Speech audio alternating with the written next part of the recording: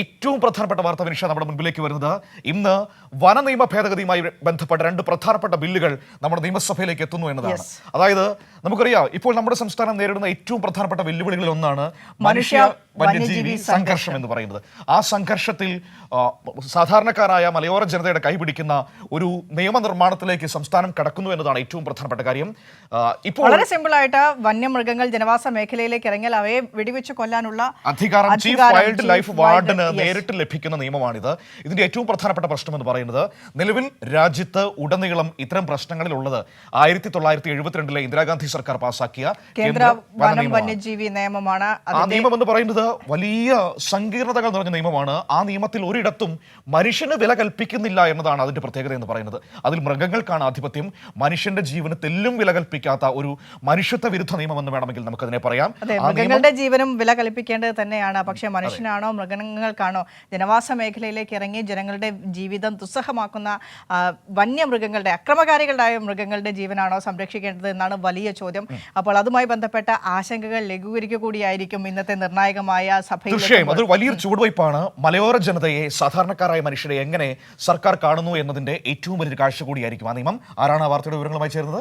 കമലേഷ് തെക്കേക്കാട് ഉണ്ട് തിരുവനന്തപുരത്ത് നിന്നും. ഗുഡ് മോർണിംഗ് കേരളത്തിനൊപ്പം Kamlesh. Good morning.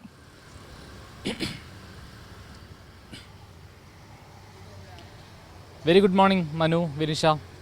Okay Kamlesh, അപ്പോൾ ഇന്ന് നമ്മുടെ നിയമസഭ ഏറ്റവും സുപ്രധാനമായ ബില്ലുകളിലേക്ക് കടക്കുന്ന ദിവസം കൂടിയാണ്. ഈ വനനിയമ ഭേദഗതി കൊണ്ടുവരാനാണല്ലോ ഏറ്റവും പ്രധാനപ്പെട്ട ഒരു ബില്ലായി ഇന്ന് സഭയിലേക്ക് എത്തുന്നത്. ഈ വനനിയമ ഭേദഗതി എന്ന് പറയുമ്പോൾ നമുക്കറിയാം, ഈ മലയോര ജനതയുടെ ഏറ്റവും വലിയ പ്രശ്നങ്ങളിൽ ഒന്ന് പരിഹരിക്കുക എന്നതാണ് സർക്കാർ ലക്ഷ്യമിടുന്നത്. പക്ഷേ കടമ്പകളേറെയാണ്. കാരണം കേന്ദ്ര നിയമമാണ്. ഇവിടെ ഒന്ന് പാസ്സാക്കി കഴിഞ്ഞാൽ സ്വാഭാവികമായും രാഷ്ട്രപതിയുടെ പരിഗണനയിലേക്കൊക്കെ പോകും. അങ്ങനെ ഒരുപാട് കടമ്പകൾ ബാക്കിയാണ്. പക്ഷേ എങ്കിൽ പോലും സർക്കാർ വലിയൊരു ഇനിഷ്യേറ്റീവ് എടുക്കുന്നു. മലയോര ജനതയുടെ ജീവിതമാണ് ഏറ്റവും പ്രധാനപ്പെട്ടത് എന്ന ഒരു ചുവടുവയ്പ്പിലേക്ക് സർക്കാർ കടക്കുകയാണ്. കാലങ്ങളായി അതിനെക്കുറിച്ച് ആലോചിച്ചുകൊണ്ടിരിക്കുകയായിരുന്നു. പക്ഷേ ഒരുപക്ഷെ രാജ്യത്ത് ആദ്യമായിട്ടായിരിക്കാം ഒരു നിയമം, അതെ, കേന്ദ്ര നിയമം ഭേദഗതി ചെയ്യാൻ വേണ്ടി ഒരുങ്ങുന്നത്. അങ്ങനെ ഒരു നിയമം, ഒരു ബില്ല് ഇന്ന് സഭയിലേക്ക് വരുമ്പോൾ നമ്മൾ പ്രതീക്ഷിക്കുന്നത് എന്താണ്? ആ ബില്ലിലെ പ്രധാനപ്പെട്ട ഭേദഗതികൾ, നിർദ്ദേശങ്ങളൊക്കെ എങ്ങനെയാണ് കമലേഷ് നമുക്ക് കാണാൻ കഴിയുന്നത്?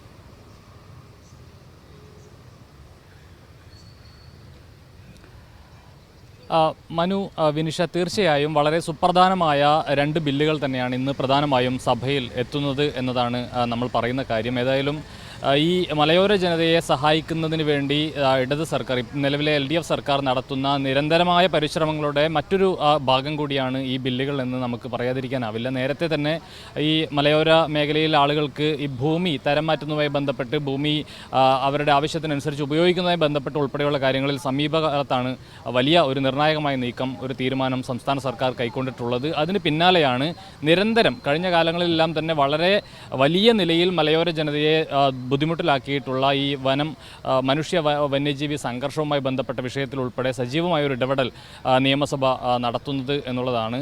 അതിൽ ഏറ്റവും പ്രധാനപ്പെട്ടത് ഈ മനുഷ്യ വന്യജീവി സംഘർഷം ഇല്ലാതാക്കുന്നതിന് വേണ്ടിയുള്ള ഇടപെടലിൻ്റെ ഭാഗമായി ഈ ജനവാസ മേഖലയിൽ ഇറങ്ങുന്ന മൃഗങ്ങളെ, വന്യജീവികളെ കൊല്ലുന്നതുമായി ബന്ധപ്പെട്ട വിഷയമാണ്.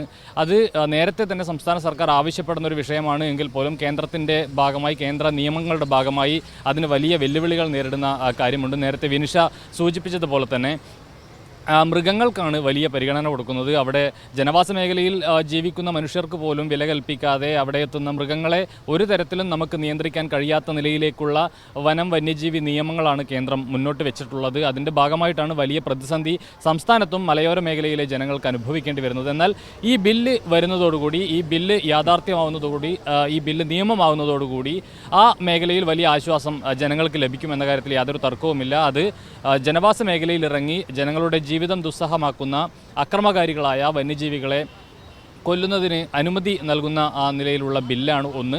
അത് ഇന്ന് പാസ്സാക്കിയെടുക്കാൻ ഒരുപക്ഷെ ഭേദഗതികളോടുകൂടി പാസ്സാക്കിയെടുക്കാൻ ഒരുപക്ഷെ ഇന്ന് സഭയ്ക്ക് കഴിയുമെന്ന കാര്യത്തിൽ യാതൊരു തർക്കവുമില്ല. മറ്റൊന്ന് പ്രധാനമായും രണ്ടാമത്തെ ബില്ല് എന്ന് പറയുന്നത് ഈ സ്വകാര്യ ഭൂമിയിലെ ചന്ദനമരങ്ങൾ മുറിച്ച് വിൽക്കുന്നതുമായി ബന്ധപ്പെട്ട വിഷയമാണ്. നിലവിൽ അതിന് അനുമതിയില്ല. അതിന് അനുമതി നൽകുന്ന ഒരു ബില്ല് കൂടിയാണ് ഇന്ന് സഭയിൽ പ്രധാനമായും എത്തുക എന്നുള്ളതാണ്. ഏതായാലും ആ ബില്ലുകളിൽ എന്താണ് സംഭവിക്കുക എന്നുള്ളത് നമുക്ക് കാത്തിരുന്ന് തന്നെ കാണണം. ഏതായാലും അതോടൊപ്പം തന്നെ പറയേണ്ട പ്രധാനപ്പെട്ട ചില കാര്യങ്ങളെന്ന് പറയുന്നത് പ്രതിപക്ഷം ഇന്ന് പ്രധാനമായും ഈ അടിയന്തര പ്രമേയം കഴിഞ്ഞ ദിവസങ്ങളിൽ 2 ദിവസവും അടിയന്തര പ്രമേയമായി കൊണ്ടുവന്ന വിഷയങ്ങളിലെല്ലാം ചർച്ച അനുവദിക്കുന്ന സാഹചര്യമാണ് സംസ്ഥാന സർക്കാരിൻ്റെ ഭാഗത്തു നിന്നും ഉണ്ടായിട്ടുള്ളത്, അല്ലെങ്കിൽ ഭരണപക്ഷത്തിൻ്റെ ഭാഗത്തു നിന്നും ഉണ്ടായിട്ടുള്ളത്. ആദ്യഘട്ടത്തിൽ സംസ്ഥാനത്ത് വലിയ നിലയിൽ പോലീസ് അതിക്രമങ്ങൾ ഉണ്ടാകുന്നു, അത് ചർച്ച ചെയ്യണമെന്നാവശ്യപ്പെട്ട് അടിയന്തര പ്രമേയം കൊണ്ടുവരുന്നു, അത് അനുവദിക്കപ്പെടുന്നു. അതിൽ വലിയ നിലയിൽ പ്രതിപക്ഷത്തിന് തിരിച്ചടി ഉണ്ടാകുന്നു. നിലവിൽ ഈ പോലീസ് അതിക്രമവുമായി ബന്ധപ്പെട്ട് വളരെ കാര്യക്ഷമമായ നടപടികൾ സംസ്ഥാന സർക്കാർ സ്വീകരിക്കുമ്പോൾ UDF സർക്കാരിൻ്റെ കാലത്തെ കഥ അതല്ല എന്ന് ജനങ്ങൾക്ക് ബോധ്യമാകുന്ന സാഹചര്യം.